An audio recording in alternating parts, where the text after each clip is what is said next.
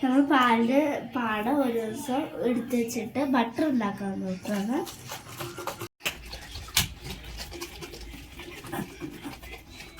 നമുക്കിത് തുറന്ന് നോക്കാം.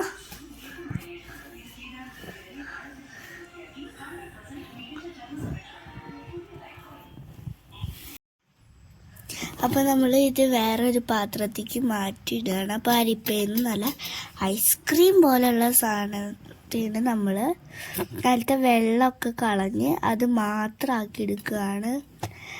ഒരു ബട്ടർ മാത്രമാക്കി എടുത്തിട്ട് ഇത്തിരിയും കൂടി വെള്ളം ഒഴിക്കുക.